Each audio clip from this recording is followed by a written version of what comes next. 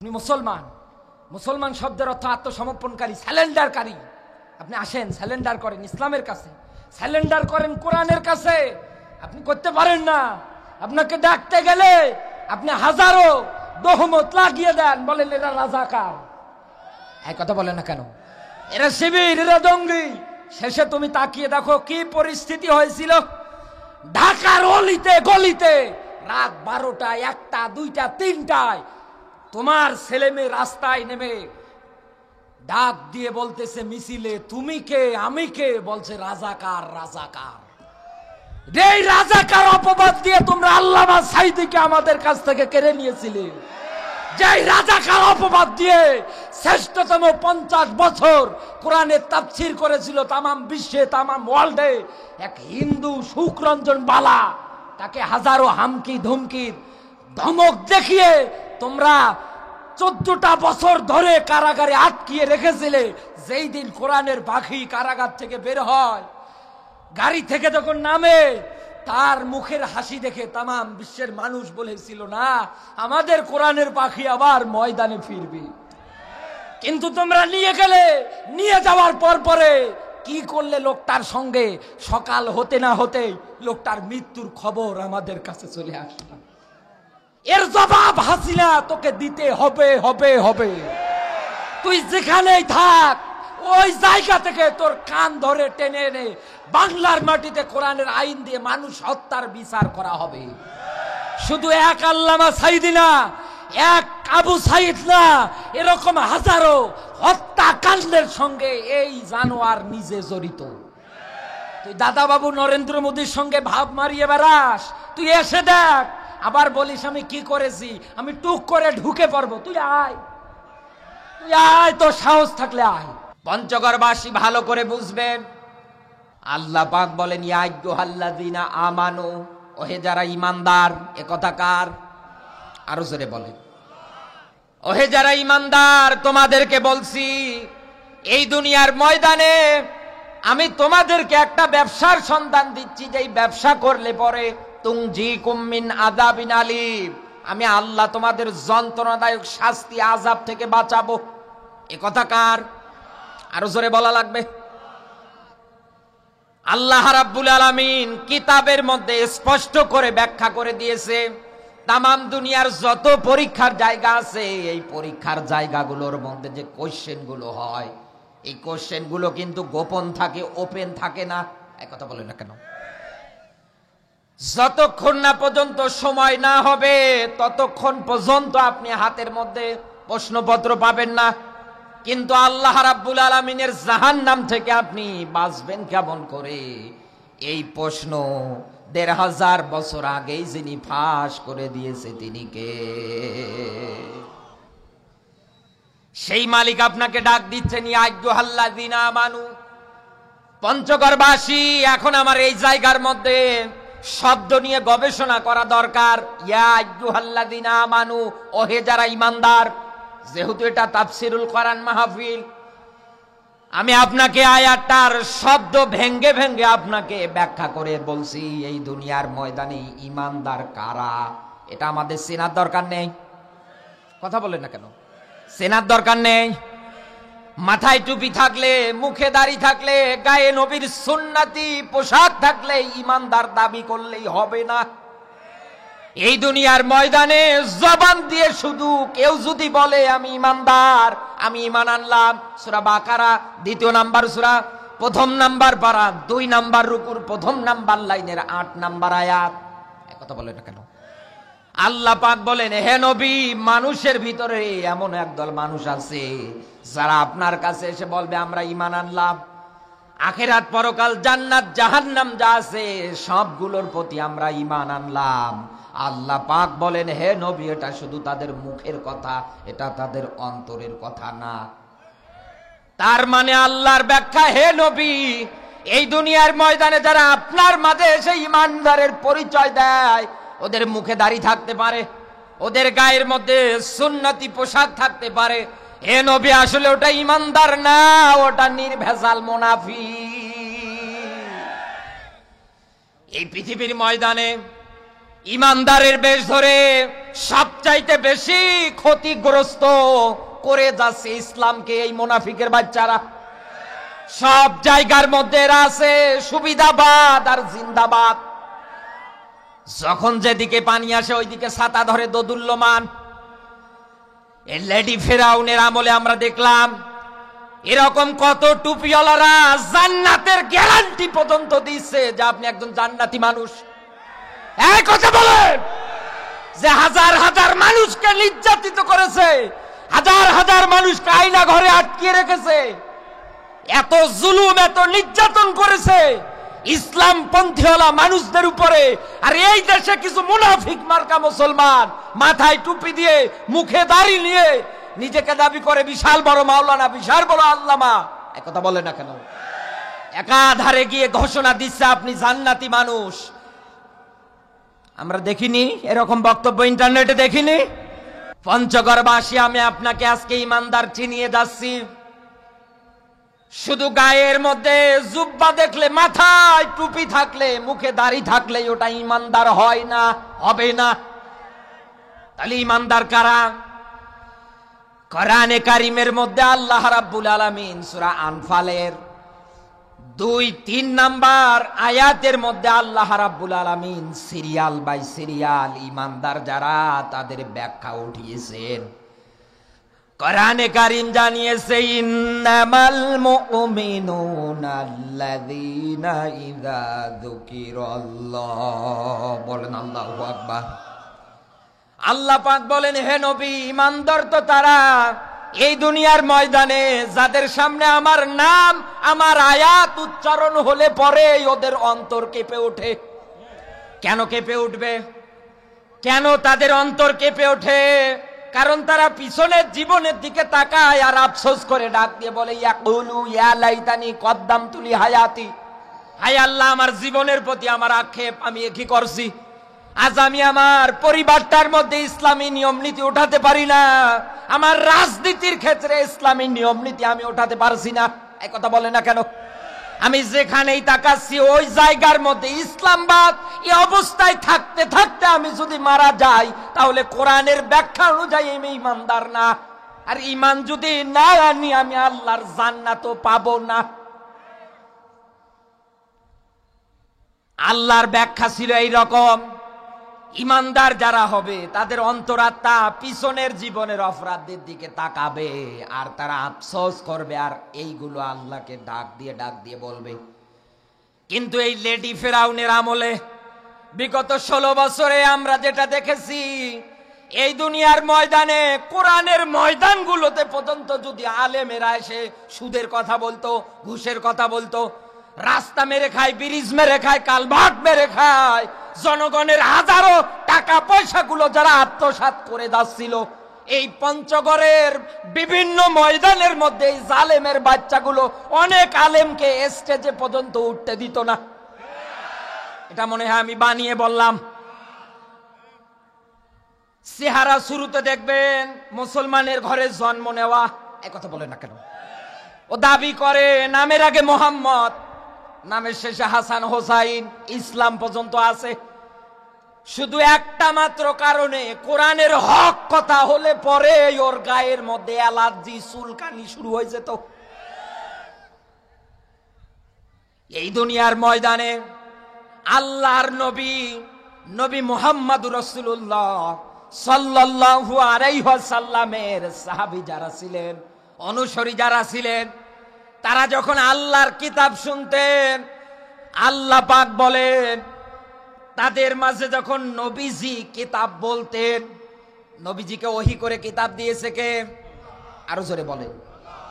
এই কিতাব যখন নবীজির মুখে তারা শুনতেন, চোখের পানিগুলো ছেড়ে ছেড়ে কেঁদে কেঁদে ডাক দিয়ে বলতো আল্লাহ, হায় আমার আল্লাহ। জবান দিয়ে তারা সর্বশেষ উচ্চারণ করে যেত এই দুনিয়ার ময়দানে, ইয়াকুলুনা রব্বানা আমান্না ফাকতুবনা মা'আশ শাহিদিন। বলেন আল্লাহ। হে নবী, আপনি যখন কিতাব পাঠ করবেন, কিতাব বলবেন, মানুষদের ভিতরে এমন এমন মানুষ আছে আপনার মুখেই কিতাব শোনার পর পরে তাদের চোখ দিয়ে অশ্রু ঝরবে। সূরা মাইদা 5 নাম্বার সূরা 7 নাম্বার পারার 83 নাম্বার আয়াতের ব্যাখ্যা। এ নবী শুধু অশ্রু ঝরিয়ে চোখ থেকে পানি ঝরিয়েই তারা চুপ করে থাকবে না, তারা তাদের জবান দিয়ে ঘোষণা দিবে ইয়াকুলুনা রব্বানা আমান্না, হায় আল্লাহ আমরা ঈমান আনলাম। সুবহানাল্লাহ বলতে পারেন না? আমরা সাক্ষী দিলাম আমরা ঈমান আনলাম। কিন্তু এই দেশে আমরা যেটা দেখেছি, কোরআন যারা বলতো, কোরআনের আয়োজন যারা করত, তাদের নামে পর্যন্ত মামলা হয়রানির শিকার হওয়া লাগতো। আপনি কি পেয়েছিলেন?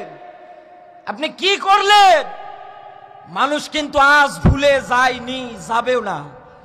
ফিরাউন যখন দুনিয়ায় বেঁচে ছিল ওর ইতিহাস লেখা হয়নি, এই কথা বলে না কেন? নমরুদ যখন দুনিয়ায় বেঁচে ছিল ওর ইতিহাস লেখা হচ্ছিল না। দুনিয়ায় যত জালেম, স্বৈরাচার, চিটার, বাটপার দুনিয়ায় যারা ছিল সেই সময়ের মধ্যে কিন্তু তাদের কোনো ইতিহাস লেখা হচ্ছিল না। যখন চলে গিয়েছে তাদের নামে ইতিহাস লেখা শুরু হয়ে গিয়েছে। আপনার নামে ইতিহাস লেখা হবে।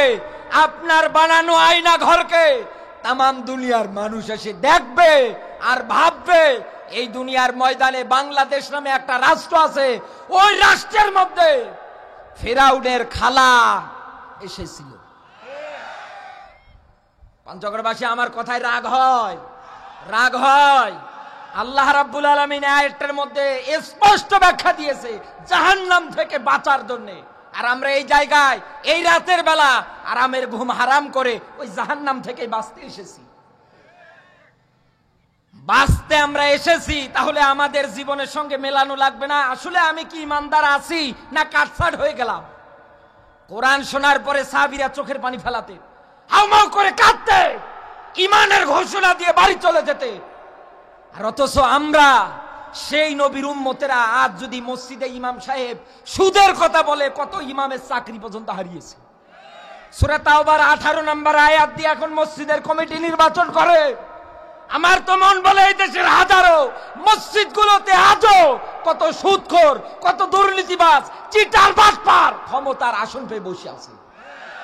এদেরকে মাইনাস করেন, সংস্কার করে দেন। কোরআনের ব্যাখ্যা মান আমানা বিল্লাহ 1 নম্বরে মসজিদের কমিটিতে দায়িত্ব দেন যার ঈমান আছে। এমন মানুষ মসজিদের সভাপতি, সেক্রেটারি, ক্যাশিয়ার, ইমাম সাহেব একটু কোরআনের হক কথা বললে ওর কাছে কেমন কেমন লাগে। আর এদেশের কত সস্তা হুজুরেরা আছে কোরআনের স্পষ্ট কথাগুলো বলতে চায় না। ওই যে পেয়েছে 12 সাদের একটা খুতবা ওই নিয়ে পড়ে থাকে। এক কথা বলে না কেন? আরে ভাই, আপনি একদিন সুদের ওয়াজ করেন, একদিন ঘুষের ওয়াজ করেন, একদিন দুর্নীতি, চিটারি, বাটপারির ওয়াজ করেন। আপনি রাজনীতি করবেন কেমন করে? এগুলোর ওয়াজ জাতিকে শোনান, তা না। পেয়েছে 12 সাদের এক খুতবা, ওই দিয়ে সারা বছর পার করে দিচ্ছে। কোরআনের ভাষা অনুযায়ী দুনিয়ায় এই লোকটা সবচাইতে বড় জালেম। এক কথা বলে না কেন? আল্লাহ পাক বলেন ওমান আযলামু মিম্মান কাতামা শাহাদাতান ইনদাহু মিনাল্লাহ। বলেন আল্লাহু আকবার। আল্লাহ পাক বলেন ওই লোকটার চাইতে সবচাইতে বড় জালেম আর কে হতে পারে? যেই লোকটা এই দুনিয়ার ময়দানে কোরআনের হক কথাগুলো জানার পরেও গোপন করে দেয়। একে আয়াত কার? আল্লাহ যদি বলে ও জালেম, এবার তাকান সূরা বাকারার 159 নম্বর আয়াত। আল্লাহ পাক বলেন দুনিয়ায় যারা কোরআনের স্পষ্ট ব্যাখ্যা জানার পরেও গোপন করে, এই মানুষগুলোকে লানত দেয় কে? আরো জোরে বলে। আপনি তো আল্লাহ লানত প্রাপ্ত, আপনার পিছনে নামাজ হয় কেমনে আমারে বলেন? আপনি যা হাজার হাজার মানুষের নামাজের ইমামতিতে দাঁড়িয়েছেন, আপনার নিজের তো নামাজ হয় না, আপনি অন্যজনের নামাজ আদায় করান। এগুলো বলতে গেলেই বলে এরা খারাপ, এরা জামাত, এরা মওদুদি। এই কথা বলে। এই দুনিয়ায় এই কোয়ালিটির মানুষ নেই, নেই নেই নেই, হাজার হাজার। পঞ্চগড়বাসী রাত গভীর হয়ে যাচ্ছে, আল্লাহর ভাষা অনুযায়ী এই দুনিয়ার ময়দানে ইমানদার তারা, হে নবী, কোরআন শোনার পরেই যাদের অন্তর কেঁপে ওঠে। কার ভয়ে? আরো জোরে বলেন। 2 নম্বরে আল্লাহর ব্যাখ্যা, শুধু অন্তরাত্মা কেঁপে উঠবে এতটুকুনি শেষ হবে না। আল্লাহ পাক বলেন ওদের ঈমান যা আছে কোরআন শোনার পরে আমি আল্লাহ তাদের ঈমান আরো বাড়িয়ে দেই। 3 নম্বরে ওয়ালা রাব্বিহিম ইয়াতাওয়াক্কালুন, এই দুনিয়ার ময়দানে ঈমানদারদের গুণাবলীর মধ্যে তাকাবা, ওরা আল্লাহ বাদ দিয়ে কারো উপরে ভরসা করে না। এই দুনিয়ার ময়দানে ঈমানের পথে, ইসলামের পথে টিকে থাকতে গিয়ে জেল হতে পারে, নির্যাতন হতে পারে, মামলা হতে পারে, হামলা হতে পারে, ফাঁসির দড়ি পর্যন্ত গলায় নেওয়া লাগতে পারে। ঈমানদার যারা আছে ওরা ভরসা করে কার উপরে? এক আল্লাহ বাদ দিয়ে আর কার উপরে তারা ভরসা করে না। এই 3টা গুণে শুধু ঈমানদারের বললে দিলেই কিন্তু শেষ হয়ে যাবে না। আল্লাহ রাব্বুল আলামিন পরের আয়াতে আবার ব্যাখ্যা দিচ্ছেন, এই দুনিয়ার ময়দানে ঈমানদার তারা, দুনিয়ায় যারা নামাজ কায়েম, নামাজ প্রতিষ্ঠার আন্দোলন করে। আজ তো আপনি নিজে একা একা নামাজ আদায় করেন, আপনার ঘরের বউটাকে আপনি নামাজের দাওয়াত দেন না। এই কথা বলেন না কেন? আল্লাহর ব্যাখ্যা, কুয়ানফুসাকুম ওয়া আহলিকুম নার, বান্দা একা একা জাহান্নাম থেকে বাঁচবা তা হবে না। আমার ব্যাখ্যা, ঈমানদার যদি দাবি করো, তোমাকে বলছি এই দুনিয়ার ময়দানে নিজে জাহান্নাম থেকে বাঁচো, অধীনস্থ যারা আছে তাদেরকেও জাহান্নাম থেকে বাঁচানো লাগবে। এই আয়াতকার সূরা তাহরিমের ব্যাখ্যায় আছে, পঞ্চগড়বাসী এই দুনিয়ার ময়দানে এই নামাজ কায়েমের ব্যাপারে পরিবারের মধ্যে দায়িত্ব পালন করবে মা আর বাবা। ওরা নবীজির হাদিসের দিকে তাকাবে। আল্লাহর নবী জানিয়েছেন সন্তানের বয়স যখন হয়ে যাবে 8-9, নামাজের তাগিদ দাও। এতেও যদি নামাজ না পড়ে, 12 বছর পূর্ণ হয়ে গেলে তাকে যদি নামাজ পড়তে না দেখো, তাকে প্রহার করো, মারো। এই জায়গায় একটা বাবা হাত তুলে বলতে পারবে যে আমি আমার সন্তান নামাজ পড়ে না এজন্য আমি পিটিয়েছিলাম? এতটান দেখছি, একজনও পাবেন না। আপনার ছেলে বিড়ি খাবে না, আপনার ছেলে গাঞ্জা খাবে না, আপনার ছেলে ডাইল ইয়াবার সঙ্গে বন্ধুত্ব তৈরি করবে না, তো করবে কার সাথে? আপনি তো তাকে নামাজের দিকে আহ্বান করতে পারবেন। আপনার পরিবারে আপনি নিজে ঠিক নেই, এই জন্য আপনার শেষ বয়সে ঠিকানা হয় বৃদ্ধাশ্রম, নতুবা আপনার ছেলে আপনার বুকের উপরে পাড়া দিয়ে পা উঠিয়ে বলে টাকা দে আমি নেশা করব। এই কথা বলেন, নামাজ কায়েমের আন্দোলনের দরকার আছে না নেই? আর এই সমাজের মধ্যে ঈমানদার যারা, ওদের টার্গেটে হবে নিজে শুধু নামাজ পড়বো না, যেহেতু আল্লাহ 82 জায়গায় বারবার ডাক দিয়ে বলেছে আকামুস সালাহ, নামাজ দাঁড় করো, কায়েম করাও, আর এটা কায়েম করবে এদেশের সরকার। এই কথা বলেন না কেন? এদেশের সরকার যে কায়েম করবে তার ব্যাখ্যা কই? আল্লাহ পাক বলেন এই পৃথিবীর ময়দানে আমার ঈমানদারেরা যদি রাষ্ট্র ক্ষমতার দায়িত্ব পেয়ে যায়, তথা চেয়ার, সুপ্রিম কোর্ট, জজ কোর্ট, যত এরকম জায়গা আছে, সংসদের যত জায়গা আছে, ওই জায়গাগুলোর ঈমানদারেরা যদি দায়িত্ব পেয়ে যায়, কান্নাহুম আকামুস সালাহ, ওরা 1 নম্বরে দায়িত্ব পাওয়ার পরে নামাজের বিধান কোরআন দিয়ে পাশ করে দেবে। নামাজের বিধান আগামীতে সংসদে কোরআন দিয়ে পাশ হোক। পঞ্চগড়বাসী শান্ত, কারা কারা চান দেখি? লিল্লাহে তাকবীর, লিল্লাহে তাকবীর। আল্লাহ যেন দেখে মরার তৌফিক দান করে, বলেন আমিন। এই সমাজের মধ্যে কেন নামাজ কায়েম দরকার, আর কেনই বা সরকার এটা কায়েম করবে, দাঁড় করাবে?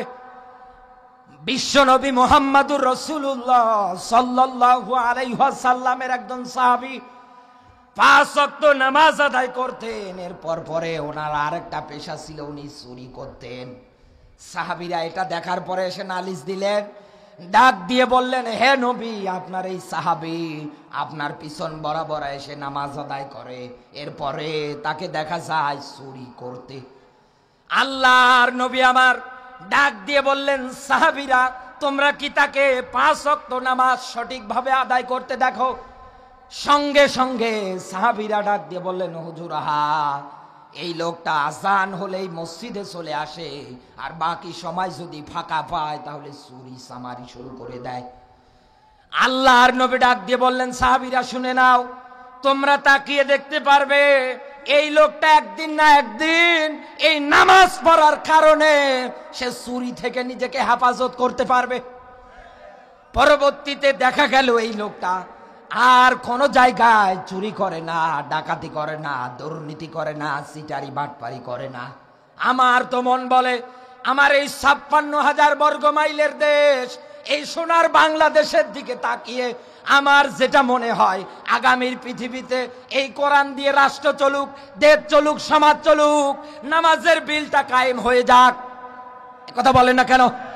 নতুবা আমরা এই 16 বছরে দেখেছি এই দেশের যারা এমপি মন্ত্রী ছিল, ওদের যে ব্যাংক ব্যালেন্স ছিল, ওদের বাড়ি গাড়ি জায়গা জমিতে যদি হাত দিত, দেখা যেত এক একজনের নামে লক্ষ লক্ষ কোটি কোটি টাকা অ্যাকাউন্টে জমা আছে।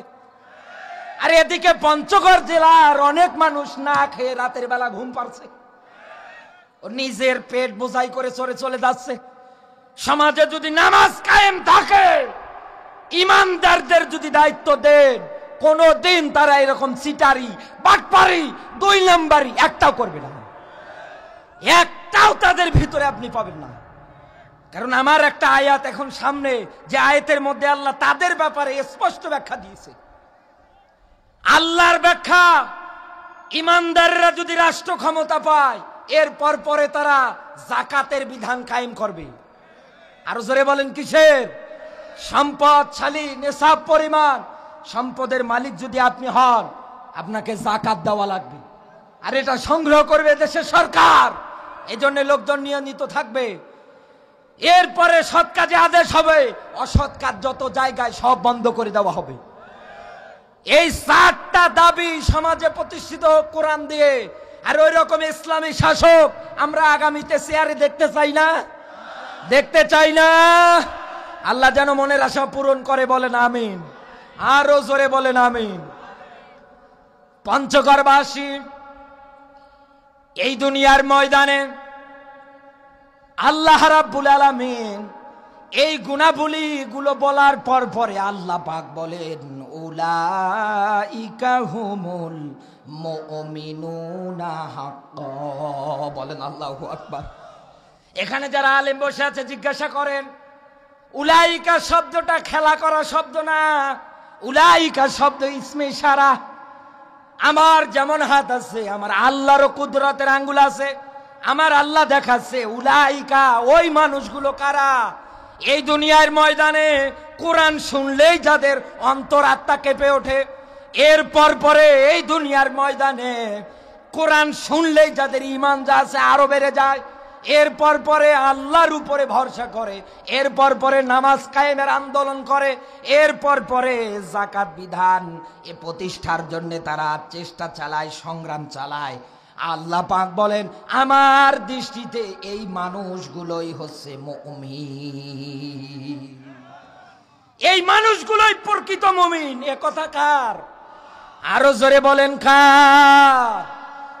আল্লাহ রাব্বুল আলামিন বলেন, এই পৃথিবীর ময়দানে এই গুণাবলীগুলো যাদের মধ্যে আছে, আমি আল্লাহ পাক তাদেরকে 3টা পুরস্কার দেব। এ কথা কার? আরো জোরে বলেন। 3টা পুরস্কার যিনি দেবে তিনি কে? 1 নম্বরে আল্লাহর ব্যাখ্যা, এই দুনিয়ার ময়দানে আমার আল্লাহ পাক তাদের মর্যাদা বাড়িয়ে দেবে। এবার আসেন তো, মর্যাদা বাড়ানোর ব্যাপারে কোরআনে কোন জায়গায় কি তথ্য আছে? আল্লাহ পাক বলেন, তাহা মা আনজালনা আলাইকাল কুরআনা লিতাশকা। বলেন আল্লাহু আকবার। আল্লাহ রাব্বুল আলামিন বলেন, তাহা কোরআনের 29 জায়গায় আছে, এগুলোকে বলা হয় হরফে মুকাত্তাত। এরপরে রাতে আল্লাহ ডাক দিয়ে বলছেন, হে নবী, কোরআন নাজিল করে দিয়েছি, মার খাবেন, অপমান হবেন, অপদস্থ হবেন, এজন্য না। হে নবী, কোরআন আমি আপনার উপরে নাজিল করে দিয়েছি আপনার সম্মান বাড়ানোর জন্য। আর আল্লাহর ব্যাখ্যা, এই দুনিয়ায় যারা ইমানদার আর যে গুণগুলো বললাম, এগুলো দুনিয়ায় কোনো মানুষ যদি অর্জন করতে পারে, আল্লাহ পাক বলেন ওর প্রথম নাম্বার পুরস্কার এটাই, আমি আল্লাহ ওর মর্যাদা নিজে বাড়িয়ে দেব। 2 নম্বরে, এই পৃথিবীর ময়দানে আল্লাহ পাক বলেন ওর জীবনের যত অপরাধ আছে সব আমি আল্লাহ মাফ করে দেব। 3 নম্বরে আল্লাহ পাক বলেন ওর জন্য আমি আল্লাহ পাক সম্মানজনক রিজিকের ব্যবস্থা করে দেব। এবার তাকান সূরা আরাফের 96 নম্বর আয়াতের দিকে। আল্লাহ পাক বলেন, ওয়ালাউ আন্না আহলাল কুরা আমানু ওয়াত্তাকাও। আমার এই জায়গায় আপনাকে ব্যাখ্যা করে বোঝানো বিষয় এই পয়েন্টটা নিয়ে। দুনিয়ায় যারা বলে আমরা ইমানদার, আর ইমানদার হলে এই গুণগুলো যদি তাদের মধ্যে পান, তাহলে তাদের বৈশিষ্ট্য আকারে দেখা লাগবে, আল্লাহ পাক ওদের সম্মানজনক রিজিক দেবে। সম্মানজনক রিজিক দুনিয়ায় যদি পেতে চান, তাহলে আপনার কাজ আছে। এই আয়াতটার দিকে তাকান, ওয়ালাউ আন্না আহলাল কুরা। কুরা শব্দের অর্থ গ্রাম, জনপদ, শহর। আপনি যে কোনো একটা ধরলেই ধরতে পারেন। আল্লাহ তাআলা বলেন এই দুনিয়ার ময়দানে যারা ঈমান আনে, ওই অনুযায়ী দুনিয়ায় যারা নিজের অন্তঃকরণের মধ্যে আল্লাহর ভয় ভীতি তাকওয়া ঢুকে নিতে পারে, আল্লাহ পাক বলেন লাফাতাহনা আলাইহিম বারাকাতিম মিনাস সামাই ওয়াল আরদ। বলেন না আল্লাহু আকবার। আল্লাহ পাক বলেন এই 2টা ঘোষণা দেওয়ার পরে দুনিয়ায় যারা এই 2টার মধ্যে টিকে থাকতে পারে, আল্লাহ পাক বলেন তাদের জন্য হচ্ছে আসমান জমিনের যত বরকতের দরজা আছে আমি আল্লাহ সব উন্মুক্ত করে দে। আল্লাহ পাক যেন আমাদের এই রকম ইমানদার হিসাবে কবুল করে, বলেন আমিন। পঞ্চগড়বাসী, এইবার আসেন আমরা ইমানদার চিনলাম। কারা ইমানদার? আমি আবারও বলছি, শুধু মাথায়, মুখে দাড়ি, মাথায় টুপি, গায়ে এরকম দেখলে বোঝা যায় না লোকটা ইমানদার নাকি বেঈমান। এক কথা বলেন না কেন?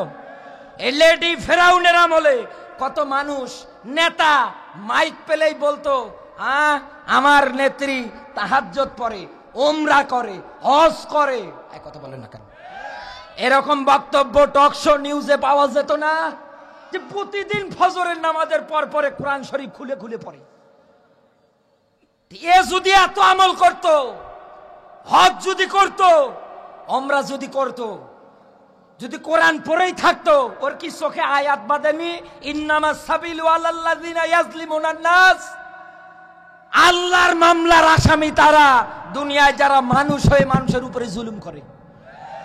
এই কথা বলে, এই শয়তানের জন্য আমাদের হাজারো মানুষের কলিজা টুকরা রত্নদেরকে আমরা হারিয়ে ফেলেছি। কাউকে 10 বছর, কাউকে 14 বছর বিনা কারণে, বিনা অপরাধে আটকে রেখেছে। শহীদ মীর কাসেম আলীর মতো মানুষটাকে ফাঁসি দিয়ে মেরেছে। মতিউর রহমান নিজামী জান আজ পাবনা সাথী হয়, আজও তার কবর ওই জায়গায় পাবেন। এরকম হাজারো সত্যের পথের কাতার বন্দী, কোরআন প্রেমিক, ইসলাম প্রেমিক মানুষদের উপরে নির্যাতন করেছে, জুলুম করেছে, ফাঁসি দিয়ে মেরেছে, রিমান্ডে নিয়ে পর্যন্ত পঙ্গু পর্যন্ত করে দিয়েছে। তুমি বলো কোরআন শরীফ পড়ে, তাহলে এই আয়াত চোখে পড়ে না যে মানুষের উপরে আমি যে জুলুম করি, মানুষের উপরে আমি যে নির্যাতন করি? এই দুনিয়ার ময়দানে আমরা বুঝতে বাকি রাখিনি, দুনিয়ায় যারা ফেরাউনের নিয়ম নীতির সঙ্গে চাল চলন ঠিক রেখে দুনিয়ায় যারা দেশ চালানোর মনোভাব করেছিল, সমাজ চালানোর মনোভাব করেছিল, আমার তো মন বলে আজ থেকে ফেরাউন হাজার হাজার বছর আগে যা করেছে এই 16 বছরে তা আমরা বাস্তবে চোখ দিয়ে দেখেছি।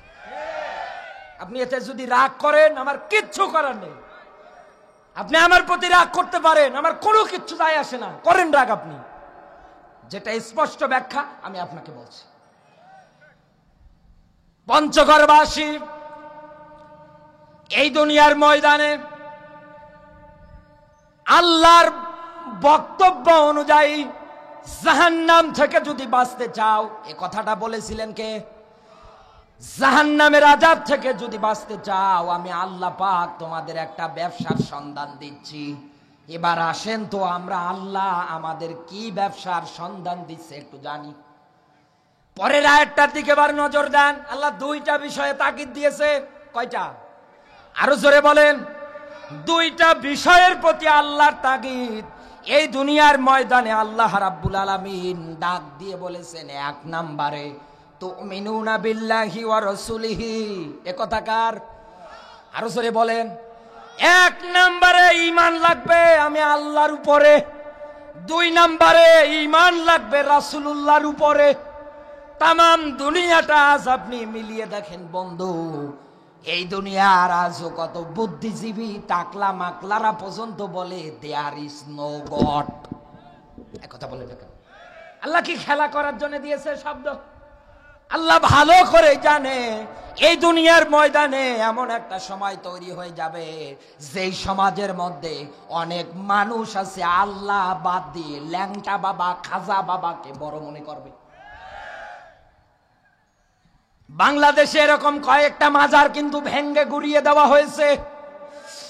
ফেসবুক ইন্টারনেট চালাতে গিয়ে আমি তাকিয়ে দেখলাম কিছু গাঞ্জাখোর যারা আছে মাজারে বসে বসে নিরাপদতম জায়গা বসে বসে যারা গাঁজা খেত, ওরা নেংটি পরে রাস্তার মধ্যে মিছিল করতেছে আমার বাবার মাজার ভাঙলো কে।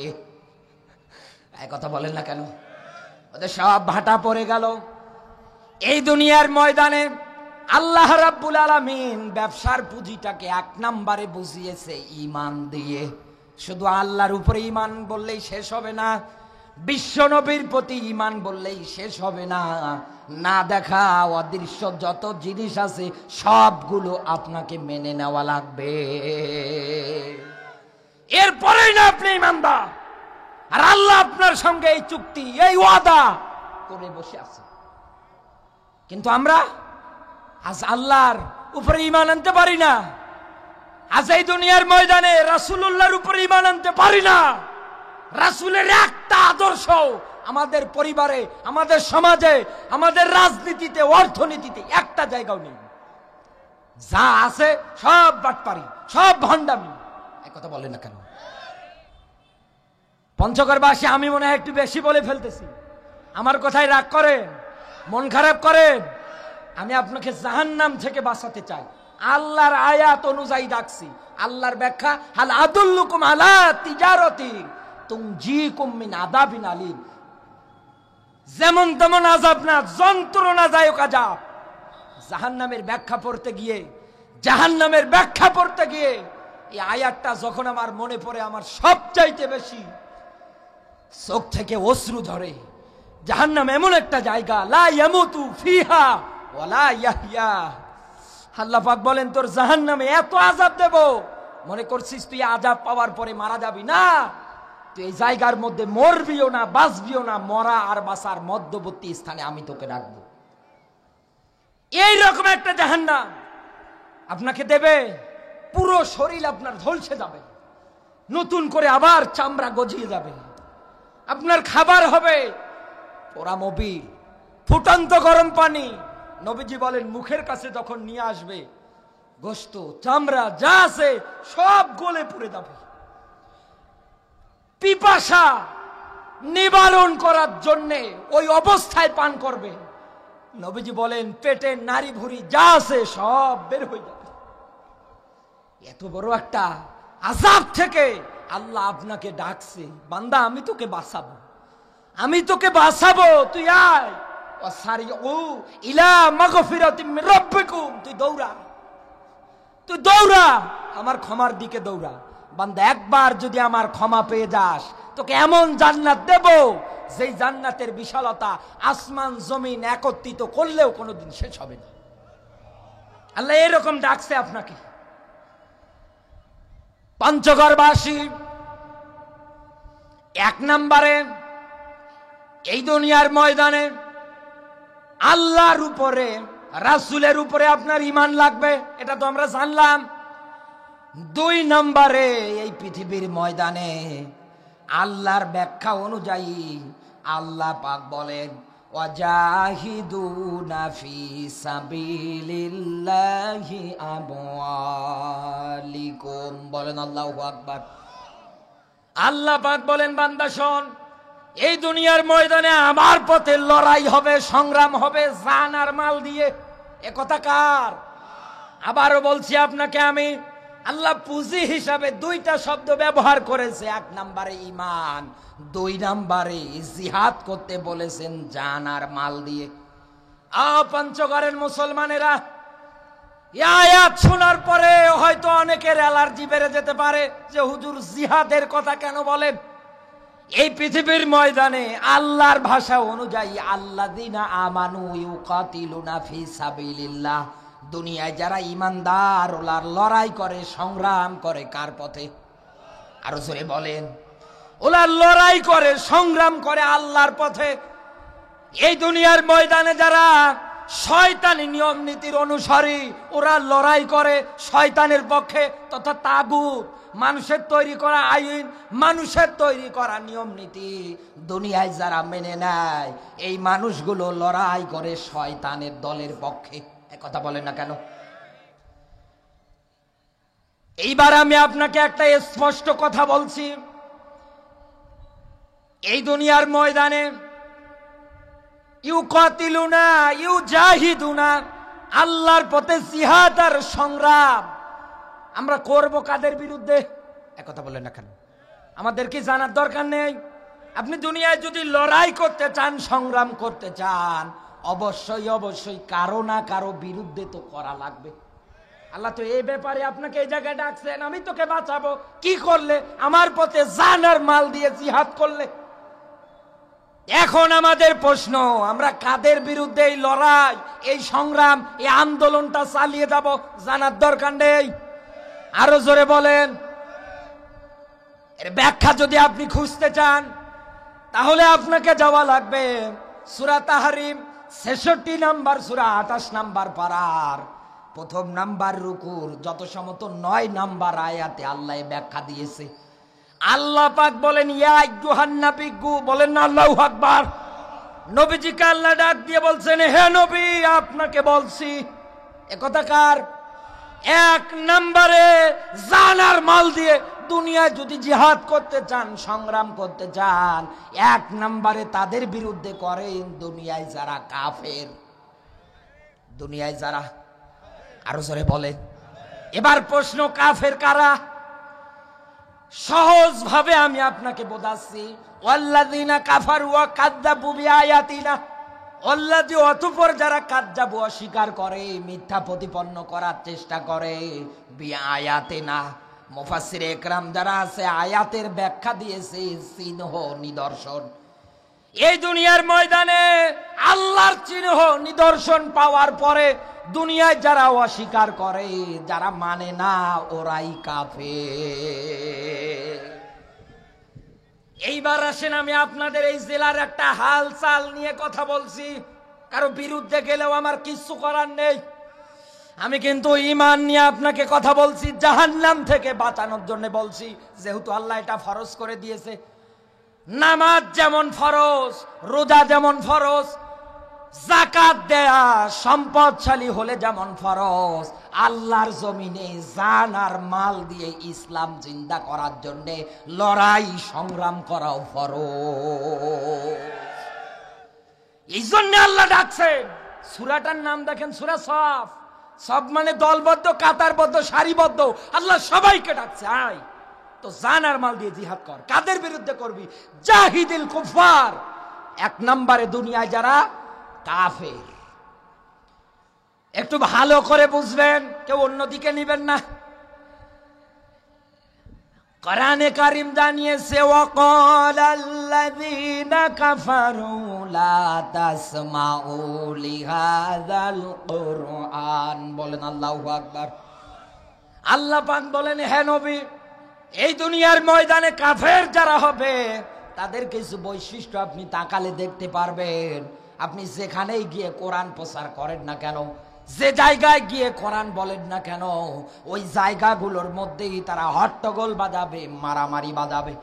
এমনকি আপনি যে জায়গায় কোরআন বলতে যান না কেন, ওই জায়গায় গিয়ে ওরা গান বাজনার মঞ্চ তৈরি করে নাচানাচির আয়োজন করবে। একটাই তাদের চিন্তা, মানুষ যেন কোরআন বুঝতে না পারে।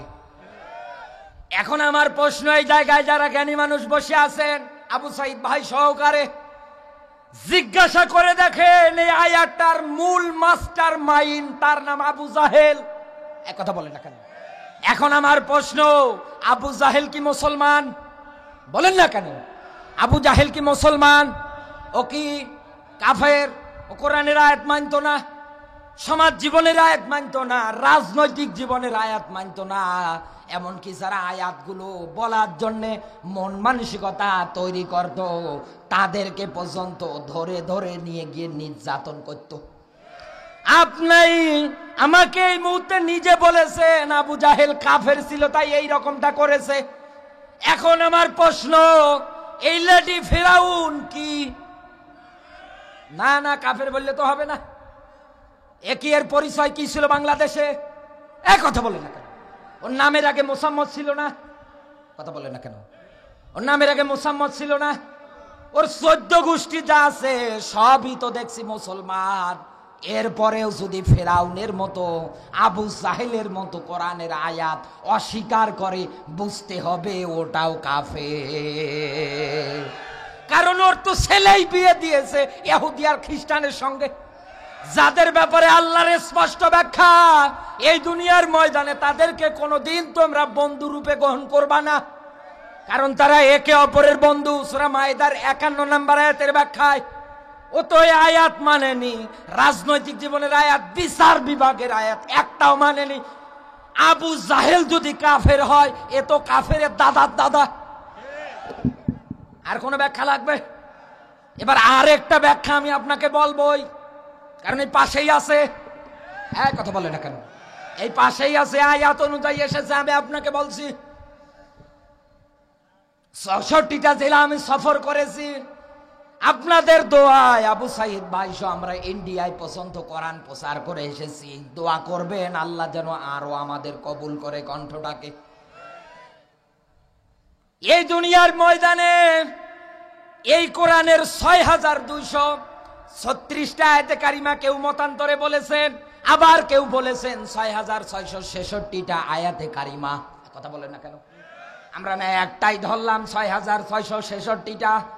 এই ৬,৬৬৬টা আয়াতের মধ্যে একটা মাত্র আয়াত সূরা আহজাবের 40 নম্বর আয়াত, তাও পুরোটা না, মাঝের কিছু একটা অংশ খতামান নাবিয়িন। এই কথা বলেন না কেন? খতম মানে শেষ, সমাপ্তি, বন্ধ। তার মানে নবীজির পরে আর কোন নবী আসবে না। এই পৃথিবীর ময়দানে সর্বশেষ নবী নবী মুহাম্মদুর রাসূলুল্লাহ সাল্লাল্লাহু আলাইহি ওয়াসাল্লাম। এমনকি নবীজি বলেছিলেন, আমার পরে কেউ যদি নবী হতো তাহলে ওমর আল্লাহর নবী হয়ে যেতেন। কারণ ওমরের মধ্যে এই গুণাবলীগুলো নবীজি নিজে দেখতে পেয়েছিলেন। কিন্তু নবীজি বলেছেন, আমার পরে আর কোন নবী দুনিয়ায় আসবে না। আল্লাহ নবুয়তের দরজা বন্ধ করে দিয়েছেন। এটা ব্যাখ্যা জানার পরেও যারা অমান্য করে, আপনার বিবেক অনুযায়ী প্রশ্ন রাখতে চাই, কোরআনের ৬,৬৬৬টা আয়াতের মধ্যে সূরা আহজাবের 40 নম্বর আয়াত পুরাটা অস্বীকার করে, বিষয়টা এমন না। শুধু মাঝের কিছু একটু অংশ অস্বীকার করার কারণে ৬৪টা জেলা জুড়ে যদি আওয়াজ দেয় ওরা কাফের, ওরা কাফের। একথা বলেন না কেন? এখন আমার প্রশ্ন, বাংলার মুসলমান বিগত 16 বছর ধরে এখন পর্যন্ত যারা একটা কোরআনের আয়াত মানে না, একটা কোরআনের আয়াত দিয়ে সমাজ চালায় না, দেশ চালায় না, রাজনীতি করে না, অর্থনীতি করে না, এরা যদি একটা না মেনে কাফের হয়, আপনি তো কাফেরের দাদার দাদা। ওরা তো একটা মানে না, আর আপনি যে একটাও মানেন না তো মানেন না। আবার যারা প্রচার করে তাদেরকে পর্যন্ত আপনি রিমান্ডে নেন। এরা যদি কাফের হয়, আপনিও কাফের। এক কথা বলে যে কেন? কেউ রাগ করলেন, কেউ রাগ করলেন, মন খারাপ করলেন। আমি জানি পঞ্চগড় জেলার মানুষ নির্যাতিত হয়েছে, হাজারো মানুষের রক্ত ঝরেছে, যেই জমিনে মুসলমানদের ইমানদারদের রক্ত ঝরে ওই জমিনে কোরআনের রাজ কায়েম আল্লাহ তাড়াতাড়ি করে দেয়। আল্লাহ যেন আমাদের চর্ম চোখে দেখার তৌফিক দান করে, বলেন আমিন। আরো জোরে বলেন আমিন। আমার বন্ধুরা, এক নম্বরে আমরা পেলাম জাহিদুনা ফি সাবিলিল্লাহ। এর ব্যাখ্যায় এক কথা বলেন না কেন? যেহেতু জান আর মাল দিয়ে আল্লাহ লড়াই সংগ্রাম করতে বলেছেন, তাহলে এক নম্বরে আল্লাহ পাক বলেন তাদের বিরুদ্ধে কর দুনিয়ায় যারা কাফের। রাত গভীর হয়ে যাচ্ছে, আমি আপনাকে শুধু শর্ট করে থিওরি গুলো বলছি। দুই নম্বরে আল্লাহর ব্যাখ্যা ওয়াল মুনাফিকুন, দুনিয়ায় যারা মুনাফিক। এক কথা বলেন না কেন? গোল আলু যে কোনো তরকারি দিলে তাই মজা লাগবে। এক কথা বলেন, যে কোনো তরকারিতেই দেন না কেন গোল আলু ভালোই লাগে। এই দেশে এরকম হাজারো মানুষ আছে যারা মুনাফিকের কাতারে, যখন যেদিকে পায় ওরা ওই দিকে তাল দেয়। আমার নিজের চোখে আমি দেখেছি, কত মানুষকে দেখেছি এই লেডি ফেরাউনের মিটিং সমাবেশ করার জন্য এলাকায় বক্স ভাড়া করে আনতো, মাইক ভাড়া করে আনতো, মিটিং করবে। ওরে আল্লাহ, তাকিয়ে দেখছি যেই না পালালো, এবার আরেক দলকে নিয়ে এসে মিটিং করছে। কি গো, তোমরাই না ওদের মিটিং করতে? বলে বাবু এ রাজনৈতিক চাই। এক কথা বলেন না যে তুমিও যদি এখন বাঁচতে চাও এদিকে আসো। এই রকম মানুষ দুনিয়ায় যারা হয় এরা মুনাফিক, আর এরা মারা গেলে এদের জানাজা পড়া যাবে না। কারণ নবীজিকে আল্লাহ নিজে নিষেধ করেছেন। আব্দুল্লাহ ইবনে উবাইয়ের জীবনের দিকে তাকান, সাহাবী নিয়ে বসে আছেন নবীজি আমার। তার সন্তান আব্দুল্লাহ এসে ডাক দিয়ে বলে, হুজুর আমার বাবা আব্দুল্লাহ ইবনে উবাই মারা গিয়েছে। মারা যাওয়ার সময় ওসিয়ত ছিল কাফনের কাপড় যেটা হবে এটা যেন আপনার জুব্বা মোবারক হয়। এরপর পরে ওসিয়ত ছিল হে নবী জানাজার নামাজটা আপনি নিজে পড়াবেন। আল্লাহর নবী এ কথা শোনার পর পরে দাঁড়ালেন, জুব্বা খুলতে যাবেন। হযরত ওমর নবীজির পিছন বরাবর জুব্বা টেনে ধরলেন। নবীজিকে ডাক দিয়ে বললেন, হে নবী আপনি কার জন্য জামা দেন? আপনার কি মনে নেই অহুদের প্রান্তরে যুদ্ধে যখন আপনি যাবেন, এই লোকটাই তো 300 মানুষ নিয়ে পলায়ন করেছিল, ভেগে গিয়েছিল। আপনি ছোট্ট বাচ্চার মতো ডুকরে ডুকরে কান্না করেছিলেন, আর এই লোকটাকে জামা দেন। আল্লাহর নবী ডাক দিয়ে বললেন, ওমর তুমি আমার জুব্বা ছেড়ে দাও, এখনো আমার আল্লাহ আমার নিষেধাজ্ঞা দেয়নি। সঙ্গে সঙ্গে আল্লাহ রাব্বুল আলামিন সূরা তাওবা ৮০-৮৪ দুইটা আয়াত নাযিল করে দিলেন। হে নবী আপনার জন্য রেড সিগন্যাল, শুধু এ না, কিয়ামতের আগ পর্যন্ত এরকম মুনাফিক দুনিয়ায় যারা আসবে, ওরা যদি মারা যায় এদের জানাজা আপনি পড়াবেন না, এর কবরের পাশে দাঁড়াবেন না, এর জন্য দোয়া করবেন না। এক কথা বলেন না কেন? নবীজির দোয়া যদি কবুল না হয় মুনাফিকদের জন্য, অপঞ্চগড়বাসী এই দুনিয়ার ময়দানে আপনি আমি নবীর চাইতে বড় হুজুর। হ্যাঁ, যার দোয়া করা লাগতো না, মনে আনার সঙ্গে সঙ্গে কবুল করে নিত। আর আপনি 14 জায়গায় জানাজা হয়। এক কথা বলেন না কেন? 14 জায়গায়, একবার এখানে, একবার ওখানে, একবার ওদিকে, একবার এদিকে। ফেরেশতারা মনে মনে ভাবছে যে আল্লাহ এর দেবে কখন, আর লাঠি দিয়ে সোজা বাইরে আনো শুরু করবে কখন। কবরে রেখে আসতে দেরি কর, পিটাতে দেরি হবে না। আমার বন্ধুরা, এই দুই প্রকার মানুষদের বিরুদ্ধে দুনিয়ায় যারা লড়াই আর সংগ্রামটা চালাতে পারে, আল্লাহ পাক বলেন এই মানুষ বাঁচাবো। বলেন না আল্লাহু আকবার। এবার আসেন আমি আপনাকে একটা পয়েন্ট বলছি। মুনাফিক কাফের ঈমান আনার পর পরে এদের বিরুদ্ধে যদি আপনি অস্ত্র ধরেন, এদের বিরুদ্ধে যদি আপনি লড়াই করেন, সংগ্রাম করেন, আপনার জীবনের কোনো কিন্তু গ্যারান্টি থাকবে না। এই 16 বছরে আপনি নিজে অনেক মানুষ, এখানে যারা জামাতের কর্মী আছেন, ইসলামী আন্দোলন ছাত্র শিবির যারা করত, একথা বলেন না কেন, বাড়ি থাকতে পারতো না। আপনি পাবনা ঘড়িয়ায় মাহফিল করতে গিয়েছিলাম, সাধারণ একজন মসজিদের ইমাম সাহেব আসার পর পরে উনি আমার সামনে এসে কাঁদছেন। জিজ্ঞাসা করলাম, ভাই কাঁদেন কেন? বলে, আমি আজ কয়েকদিন হয়ে গেল বাড়ি থাকতে পারি না। কেন? বলছে, ভাই জানেন না, দাসুরিয়া মোড়ে কে যেন গাড়িতে আগুন লাগিয়েছে, কে যেন আন্দোলন করতে মিছিল করতে গিয়ে ঝগড়াঝাটি ঝামেলা মারামারি করে ফেলেছে। আমি তো যাইনি, তারপরেও আমার নাম ওই জায়গার মধ্যে দিয়ে এসেছি। এখন আমি বাড়ি থাকতে পারি না। প্রতি রাত আমাকে খোদার জন্য পুলিশ চলে আসে। এই জন্য আমি রাতের বেলা করে চলন বিলের ওই মাঝখানটায় গিয়ে গিয়ে আমি থাকি বিভিন্ন জায়গায়। পঞ্চগড়বাসী, এই দুনিয়ার ময়দানে আল্লাহর উপরে ঈমান, এরপর পরে দুনিয়ায় জান আর মাল দিয়ে যদি লড়াই সংগ্রাম করতে যান, এই লোকটার মতো আপনাকেও ঘর ছাড়া হওয়া লাগতে পারে বিনা অপরাধে। আপনার কোনো অপরাধ নেই, একটাই অপরাধ, আপনি ইসলামী আন্দোলন করেন, আপনি শিবির করেন, আপনি জামাত ইসলাম করেন। এই জন্যে ওর এতটুকুনো কোরআনের আয়াতগুলো কানে যায় না। আল্লাহর স্পষ্ট ব্যাখ্যা, ওয়াতাসিমু বিহাবলিল্লাহি জামিয়া, তুই আল্লাহর রজ্জুটাকে আঁকড়িয়ে ধর। এ কথা কার? এ কথা কার? আল্লাহর রজ্জুকে আল্লাহ আঁকড়িয়ে ধরতে বলেছে। দ্বীন ইসলাম, এটাকে আল্লাহ আঁকড়িয়ে ধরতে বলেছে। আপনি মুসলমান, মুসলমান শব্দের অর্থ আত্মসমর্পণকারী, স্যালেন্ডারকারী। আপনি আসেন, স্যালেন্ডার করেন ইসলামের কাছে, স্যালেন্ডার করেন কোরআনের কাছে। আপনি করতে পারেন না। আপনাকে ডাকতে গেলে আপনি হাজারো দহমত লাগিয়ে দেন, বলেন এরা রাজাকার। এই কথা বলে না কেন? এরা শিবির, এরা জঙ্গি। শেষে তুমি তাকিয়ে দেখো কি পরিস্থিতি হয়েছিল ঢাকার অলিতে গলিতে। রাত 12টায়, 1টা, 2টা, 3টায় তোমার ছেলে মেয়ে রাস্তায় নেমে ডাক দিয়ে বলতেছে মিছিলে, তুমি কে আমি কে? বলছে রাজাকার, রাজাকার। এই রাজাকার অপবাদ দিয়ে তোমরা আল্লামা সাঈদীকে আমাদের কাছ থেকে কেড়ে নিয়েছিলে। যে রাজাকার অপবাদ দিয়ে শ্রেষ্ঠতম 50 বছর কোরআনের তাফসীর করেছিল তামাম বিশ্বে, তামাম ওয়ার্ল্ডে, এক হিন্দু সুখরঞ্জন বালা, তাকে হাজারো হামকি ধমকির ধমক দেখিয়ে তোমরা 14টা বছর ধরে কারাগারে আটকিয়ে রেখেছিলে। যেই দিন কোরআনের পাখি কারাগার থেকে বের হয়, গাড়ি থেকে যখন নামে, তার মুখের হাসি দেখে তামাম বিশ্বের মানুষ বলেছিল, না আমাদের কোরআনের পাখি আবার ময়দানে ফিরবে। কিন্তু তোমরা নিয়ে গেলে, নিয়ে যাওয়ার পর পরে কি করলে লোকটার সঙ্গে?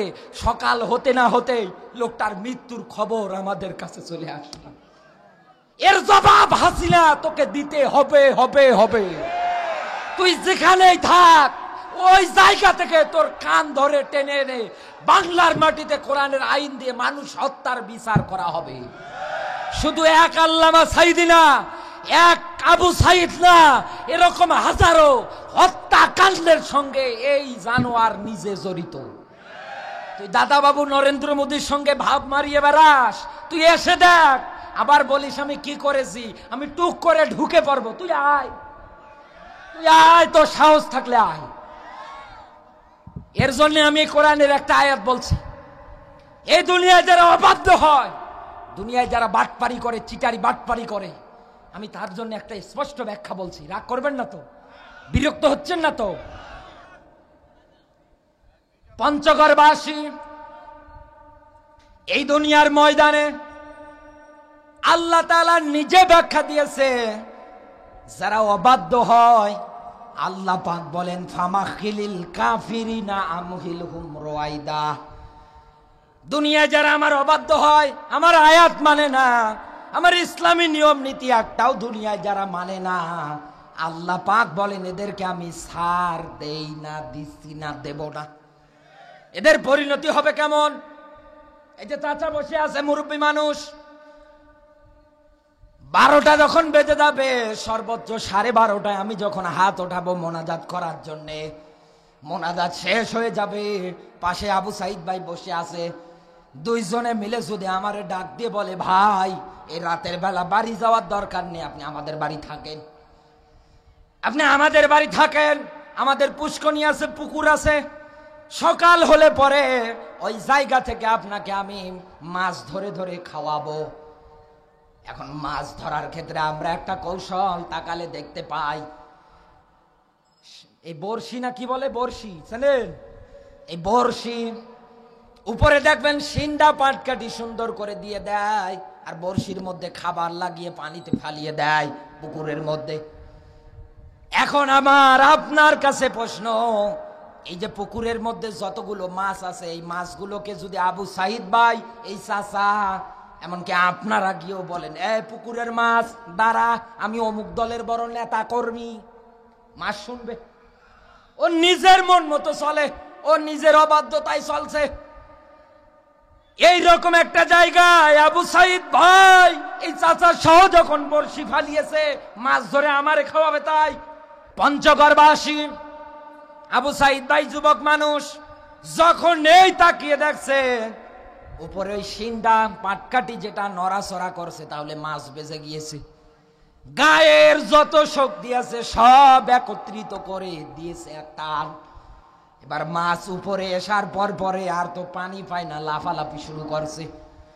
আবু সাইদ ভাই ওই জায়গায় যাওয়ার পরে আস্তে করে এরকম হাতে উঠিয়ে গলা অব্দি এইভাবে ধরে সিপ দিয়ে এক আছাড় মেরে বলে ঠান্ডা হ। এক কথা বলে না কেন, তুই ঠান্ডা হ। মাছকে যখন একটা আছাড় দেয়, মাছ এইরকম করে চোখ বের করে বসে আছে, আর নড়েও না সরেও না। আল্লাহ পাক বলেন, এ বান্দা, এই দুনিয়ার ময়দানে আমি তোকে দিয়েছি, তোকে আমি পাঠিয়েছি, তোকে বলেছিলাম 5 ওয়াক্ত নামাজ পড়া লাগবে, তোকে বলেছিলাম এই দুনিয়ার ময়দানে দিন কায়েমের আন্দোলন করা লাগবে, তুই তো একটাও করিস না, বরং উল্টো আমার বিরুদ্ধে আইন পাশ করে চলিস। আমি আল্লাহ বলছি, যেই দিন তোকে এই মাছের মতো ধরবো, এক আছাড় মেরে ওই রকম ঠান্ডা বানাবো। তুই মনে করিস আমি আল্লাহ তোকে ছাড় দেই? না, পৃথিবীর কোন জালেমকে আমি ছাড় দেইনি, দেব না। আজও ফেরাউন আমাদের জন্য শিক্ষার জন্য, একথা বলে না কেন, ওকে সুটকি বানিয়ে আল্লাহ রেখে দিয়েছে। আপনি এখান থেকে ওকে শিক্ষা নিতে পারেন না। এবার আসেন আমি আপনাকে আর একটা পয়েন্টে নিয়ে যাই। এই দুনিয়ার ময়দানে লড়াই সংগ্রাম আন্দোলন করতে গিয়ে কোন মানুষ যদি আল্লাহর পথে নিহত হয়, কোন মানুষ যদি মারা যায়, আল্লাহ পাক বলেন, আলা তাকুলু লিমান ইউকতালু ফি সাবিলিল্লাহি আমওয়াত। বলেন আল্লাহু আকবার। আল্লাহ পাক বলেন, এই দুনিয়ার ময়দানে আমার রাস্তায় চলতে গিয়ে যারা মারা যায় এদের মৃত বলো না। অলা, খবরদার, খবরদার বলবে না। এ কথা কার?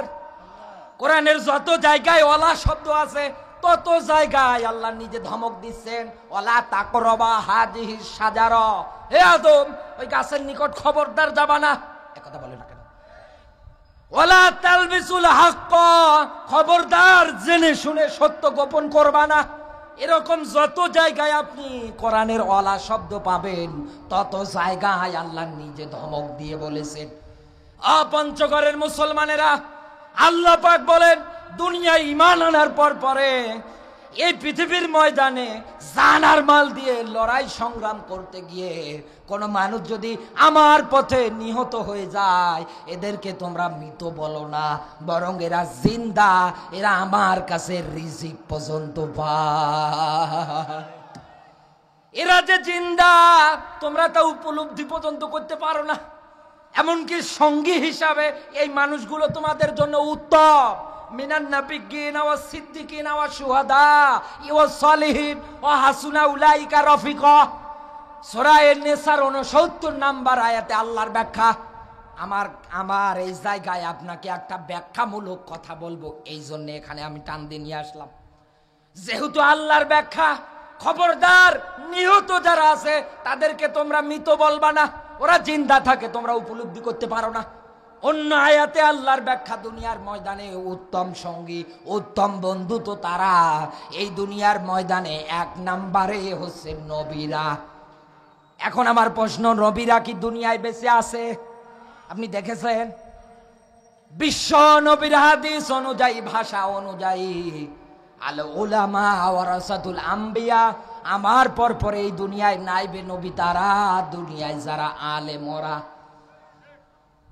এরপর পরে আল্লাহর ব্যাখ্যা সিদ্দিকীর। দুনিয়ায় যারা সত্যবাদী, সত্য জিনিস জানার পরে দুনিয়ায় যারা বিনা চিন্তা ভাবনায় মেনে নেয়, এরাই হচ্ছে সিদ্দিক।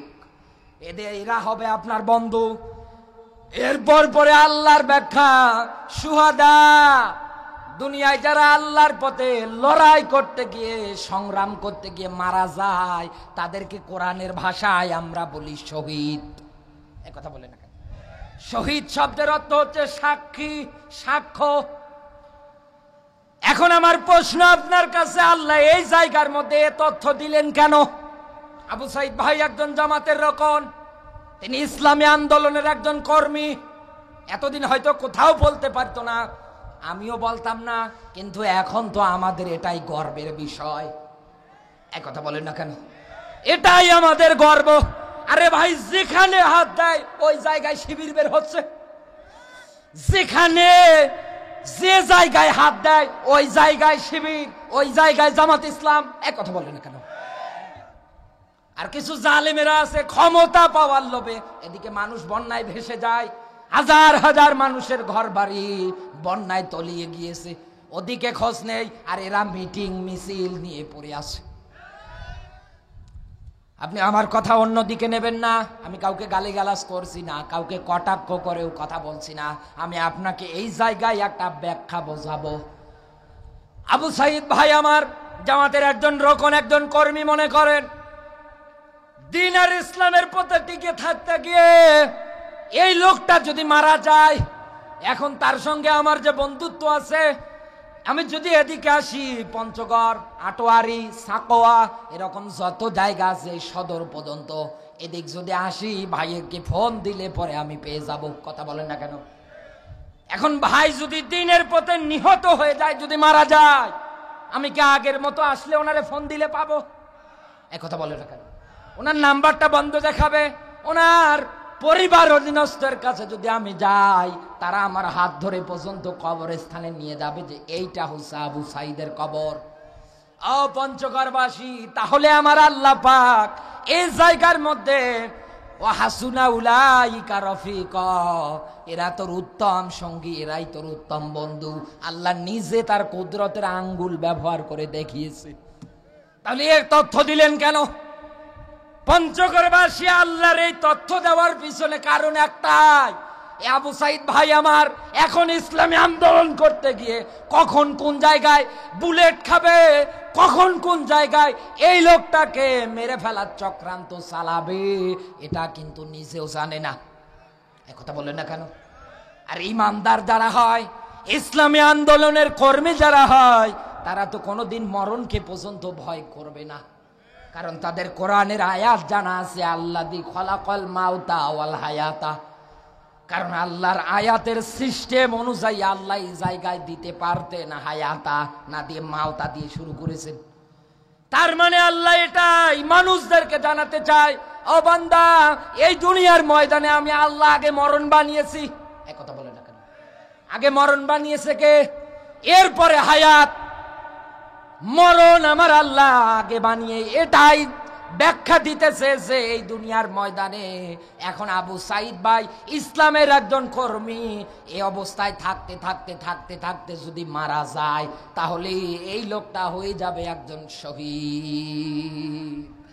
আল্লাহ পাক এটাই বুঝিয়েছে, যতদিন দুনিয়ায় বেঁচে থাকবে ওর সঙ্গে বন্ধুত্ব কর, ওকে সহযোগিতা কর। কথা বলেন। বর্তমান জামাতের আমির যিনি ডক্টর শফিকুর রহমান, দোয়া করি আল্লাহ পাক যেন নেক হায়াত দান করে, বলেন আমিন। যত জায়গায় এরকম দায়িত্বশীল মানুষ আছে, আমি সবার জন্য দোয়া করি আল্লাহ যেন নেক হায়াত দান করে, বলেন আমিন। এই মানুষটা ইসলামের নিয়ম নীতিকে কায়েম করার জন্য যে মনোভাব তৈরি করে ফেলেছে, যে চিন্তা ভাবনা তৈরি করেছে, আমরা কি সহযোগিতা করতে পারবো না? পারবো না? পারবো না? আল্লাহ যেন তৌফিক দান করে, বলেন আমিন। আরো জোরে বলেন আমিন। আমার ভাইরা, আল্লাহ পাক বলেন এই দুনিয়ার ময়দানে ইসলামের পথে, কোরআনের পথে টিকে থাকতে গিয়ে যারা মারা যায় ওরা শহীদ। আর এই শহীদ যারা হয় নবীজির ভাষা অনুযায়ী আল্লাহর নবী জানিয়েছেন, রক্তের ফোঁটা জমিনে পড়ার আগে আমার আল্লাহ মাফ করে দেয়। শহীদ যারা হয় ওদের রক্তের ফোঁটা জমিনে পড়ার আগে আল্লাহ মাফ করে দেয়। 2 নম্বরে, এই পৃথিবীর ময়দানে কবরের আযাব আমার আল্লাহ পাক তাদের মাফ করে দেয়। 3 নম্বরে, আল্লাহর পথে টিকে থাকতে গিয়ে যারা মারা যায়, যারা শাহাদত প্রাপ্ত হয়, এই মানুষগুলোর পুরস্কার কিয়ামতের কঠিন মুসিবত থেকে আমার আল্লাহ তাদেরকে বাঁচিয়ে দেয়। কিয়ামতের ওই কঠিন মুসিবতে আল্লাহর ফয়সালা, দুনিয়ায় যারা রবকে পাওয়ার জন্য কষ্ট স্বীকার করেছিল, রবের আইন প্রতিষ্ঠা করতে গিয়ে দুনিয়ায় যারা টিকে ছিল, হাজারো নির্যাতন সহ্য একাধারে করে গিয়েছিল, আল্লাহ পাক বলেন, ফাআম্মা মান উতিয়া কিতাবাহু বিয়ামিনিহি, কিয়ামতের ময়দানে আমি আল্লাহ এই মানুষগুলোর আমল নামা ডান হাতে দিয়ে দেব। 2 নম্বরে, ফাসাউফা ইউহাসাবু হিসাবা ইয়াসিরা, আমি আল্লাহ পাক এদের হিসাবটা সহজ করে দেব। 3 নম্বরে, এই দুনিয়ার ময়দান থেকে আল্লাহর পথে টিকে থাকতে গিয়ে যারা মারা যায়, আল্লাহ পাক বলেন এদের জন্য জান্নাতে 72টা হুর আমি আল্লাহ দেব।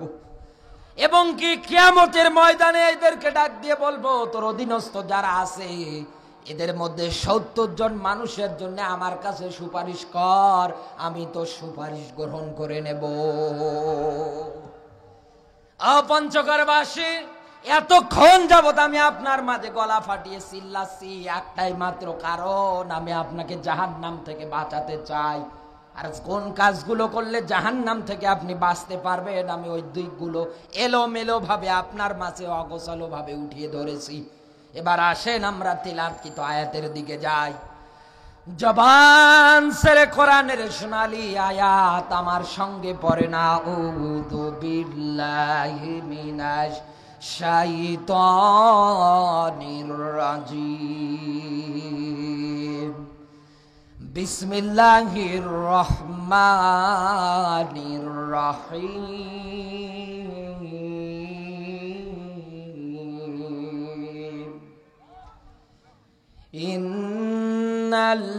ইন্নাল্লাযীনা ক্বালু রাব্বুনাল্লাহ,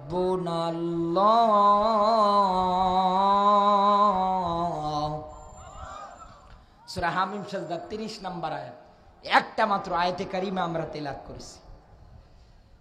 আল্লাহ পাক বলেন, নিশ্চয় যারা বলে আমার রবকে, আরো জোরে বলেন, আরো জোরে সাক্ষী দেন আমার রবকে, নিশ্চয় যারা বলে আমার রব আল্লাহ, সুম্মাস্তাকামু, এর প্রতি যারা টিকে থাকে। কারণ অতীতের ইতিহাস তালাশ করে দেখেন, রব যারা বলেছিল যে আমার রব আল্লাহ, এ ঘোষণা দুনিয়ায় যারাই দিয়েছিল, আল্লাহ পাক বলেন এই পৃথিবীর ময়দানে এই ঘোষণা যারাই দিয়েছিল, অতীতের ইতিহাস তালাশ করে দেখো, তাদের উপরে হাজারো নির্যাতন একাধারে চলেছে। সাহাবীরা মার খেতে খেতে, নির্যাতনের শিকার হতে হতে নবীজির কাছে এসে ডাক দিয়ে বলেছিল, মাত্তা নাসরুল্লাহ, এ নবী আল্লাহর সাহায্য কোথায়? এক কথা বলো না কেন? এগুলো বানিয়ে বলছি ইসলামের জন্য, কোরআনের জন্য। একজন সাহাবী, একজন নবী যেভাবে কষ্ট স্বীকার করেছে, তামাম দুনিয়ার মানুষ কি ওই রকম কষ্ট স্বীকার করতে পারবে? আরো জোরে বলেন, কি নির্যাতন! নবীর কাছে এসে ডাক দিয়ে পর্যন্ত বলেছিল, হে নবী আল্লাহর সাহায্য কোথায়? তাদের এতটুকু নফরত ছিল, তারা শুধু তাদের জবান দিয়ে বলেছিল, এই পৃথিবীর ময়দানে আমার রব হচ্ছে আমার আল্লাহ। আবু বকরকে পর্যন্ত মেরেছিল। এক কথা বলেন না কেন? সেন্সলেস হয়ে পড়ে গিয়েছিল। হযরতে বিলাল, আম্মার বিন ইয়াসির, খাব্বাব, খুবাইব, এরকম দিনের অসংখ্য মুজাহিদ যারা রব বলার পরে জমিনে টিকে ছিল। শুধু এতটুকুনে না, কারো কারো শরীরের মধ্যে তীরগুলো পর্যন্ত বিদ্ধ হয়ে গিয়েছিল। তাদের একটাই অপরাধ বলা ছিল যে আমার রবকে। আব্দুল্লাহ ইবনে মাসউদ কোরআন পড়েছিল সূরা রহমান, আবু জাহেল গিয়ে এক চরে কান ফাটিয়ে ফেলেছিল। এই রকম কষ্ট তারা স্বীকার করেছিল। এর মাঝেও নির্যাতন জুলুম স্বীকার করার পরেও তারা কোনোদিন রব মানে আইনদাতা হিসাবে অন্য কাউকে মানত না। একথা বলে না কেন? কিন্তু আমার দেশে উল্টো বন্ধু, 500 টাকার নোট দেখালে, 1 কাপ চা দিলে রব মানে ওই লোকগুলোকে পর্যন্ত মেনে নেয়। রবের আইনের বিরুদ্ধে স্লোগান দেয় এমন মানুষ পঞ্চগড় জেলায় নেই। শুধু 500 টাকার নোট আর 1 কাপ চা, এতেই ওর মত বদল। ওদের পিছনে দৌড়ায়, ওদের পিছনে ঘুরঘুর করে। আরে ভাই, এই দুনিয়ার ময়দানে আপনি যদি আপনার জবান দিয়ে বলেন নিশ্চয়ই আমি ঘোষণা দেই আমার রব আল্লাহ, তাহলে রবের আইন চোর সুন্নি যদি ধরা পড়ে ওর হাত কাটলো। একথা বলে না কেন? এই দেশে এখন যত চোরেরা ধরা পড়তেছে, যাদের অ্যাকাউন্টে আগেও বলেছি লক্ষ লক্ষ টাকা জমা করে রেখেছে, কোরআনের সূরা মাইদার 38 নম্বর আয়াতটা যদি বাস্তবায়ন থাকতো, ওর হাত একটাও থাকতো না। পালিয়ে যাওয়া তো দূরের কথা। এখন আপনি নিজেই চিন্তা করেন তো, আপনি আপনার জবান দিয়ে যে বলেন আমার রব আল্লাহ, আপনি কি রবের আইন মানেন? রবের আইন প্রতিষ্ঠার জন্য কি আন্দোলন করেন? না, মোটেও করেন না। 2 নম্বরে, এই পৃথিবীর ময়দানে রব মানে যে স্রষ্টা, আপনি তো মনেই করেন না যে আমার রব একজন, তিনি কে? আপনি তো মনেই করেন না যে আমার রব রিজিক দিতে পারে। আমার রব মানে হচ্ছে রিজিক দাতা, আমার রব মানে উকিল, আমার রব মানে অভিভাবক। একটাও তো মানেন না। তাহলে আপনি আপনার জবান দিয়ে কেমনে বলেন এই দুনিয়ায় যারা বলে আমার রব আল্লাহ, রব বলার পরে টিকে থাকতে গিয়ে যদি বিপদে পড়ে, যদি কষ্টের মধ্যে পড়ে যায়, আল্লাহর পরের ব্যাখ্যা তাতানাজ্জালু আলাইহিমুল মালাইকা, শুনেছি হুজুরদের মুখে আল্লাহর পক্ষ থেকে নাকি ফেরেশতারা নাজিল হয়, হওয়ার পরে এসে সান্ত্বনা পর্যন্ত দেয়। তাহলে আমি তো একজন মুসলমান, আমার তো ঈমান আছে, আমিও তো রব মানি, কিন্তু রবের ভিতরে যেই কথাগুলো আছে একটাও প্রতিষ্ঠার জন্য আপনার কোনো মনোভাব চিন্তা ভাবনা নেই। আপনি বিপদে পড়লে বাঁচাবে বললেন না কেন?